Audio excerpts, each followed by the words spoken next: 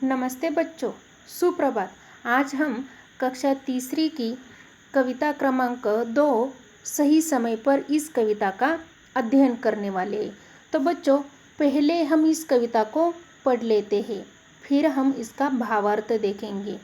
कविता का नाम है सही समय पर। सही समय पर सूरज आता, सही समय ढल जाता है। चंदा भी नित समय से आता, सही समय छिप जाता है। पंछी सदा समय पर जगते, नभ में फिर उड़ जाते हैं। दूर दूर तक उड़कर जाते, दाना चुगकर लाते हैं। सुबह समय से खिलती कलियां, किरण देख मुस्कुराती है। संग पवन के झूम झूम कर नित सुगंध फैलाती है। सही समय पर सोता जगता, वही स्वस्थ रह पाता है। अपना काम समय पर करना, वही सफलता पाता है। सही समय पर भोजन करना, सही समय व्यायाम करो। सही समय पर करो पढ़ाई, सही समय विश्राम करो। इस कविता को लिखा है डॉक्टर पुष्परानी गर्ग ने। तो बच्चों, इस कविता में हमें समय पर चलने के लिए कहा गया है। जिस तरीके से सूरज, चंदा, पंछी, पेड़ ये सब समय के साथ चलते हैं, उसी तरीके से हमें समय के साथ चलने के लिए कहा गया है। तो देखो, सही समय पर सूरज आता, सही समय ढल जाता है। मतलब जब सूरज उगता है, सूरज आता है, तब वो अपने सही समय पर आता है। जब सवेरा होता है, सूरज आता है तभी सवेरा होता है।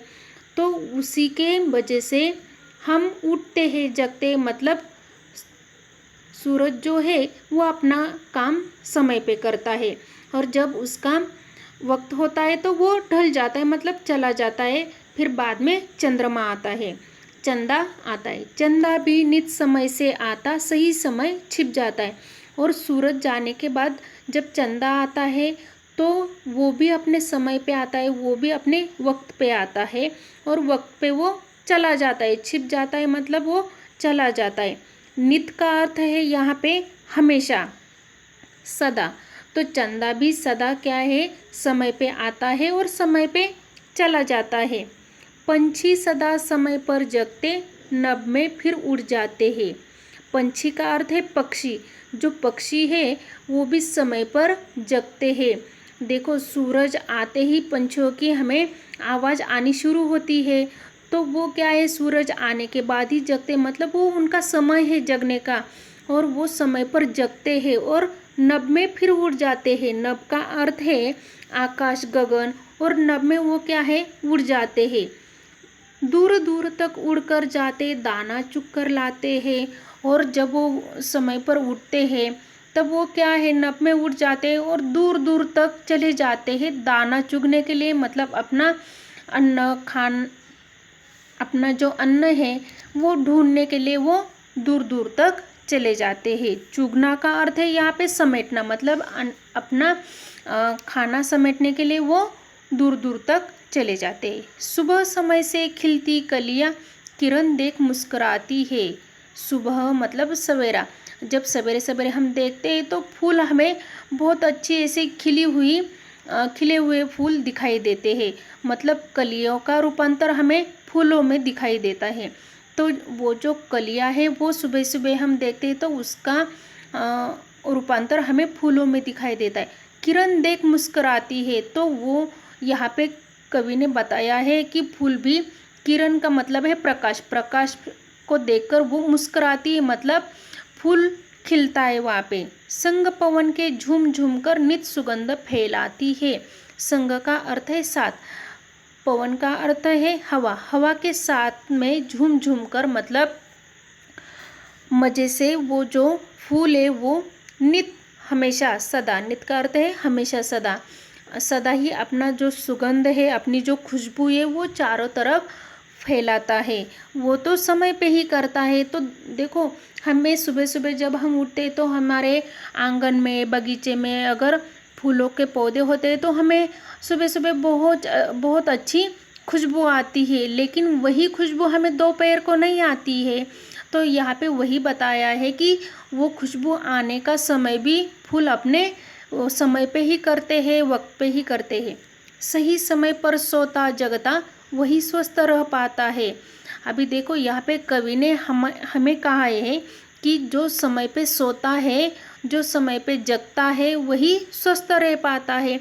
अगर हम समय पे नहीं सोए तो हमें क्या है, सिर दर्द होता है, हमारे आँखों में दर्द होता है, तो ऐसे हमें बीमारी हो जाती है, परेशान हो जाते हैं हम लोग।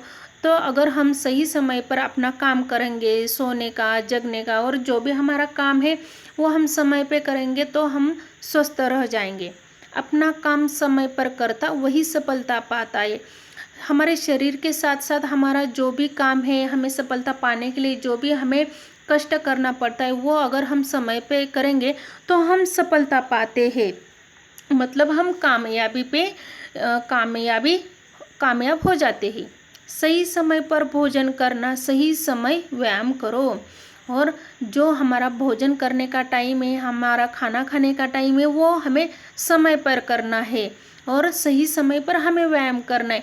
अगर हमारा खाना खाने का टाइम है 11 बजे, 12 बजे, नहीं तो 1 बजे, अगर हमने उसको ठुकरा कर 3 बजे, 4 बजे खाना खाया तो हम वो सह नहीं पाते, हमारा पेट दर्द होता है।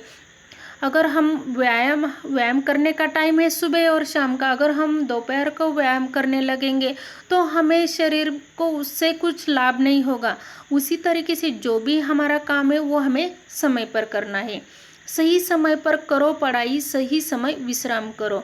अभी यहाँ पे बच्चों को कहा है कवि ने कि सही समय पर पढ़ाई करो। अगर आपने सही समय पर पढ़ाई की तो आपकी भी पढ़ाई पूरी हो जाएगी और आपको भी अच्छा लगेगा।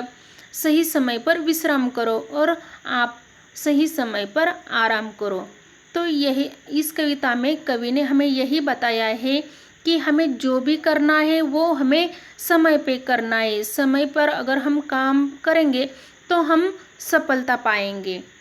तो बच्चों, मुझे आशा है कि आपको यह कविता समझ में आ गई होगी। इसके कुछ शब्दार्थ मैंने लिखे हैं, आपको उसको याद करने हैं और लिखने हैं। धन्यवाद।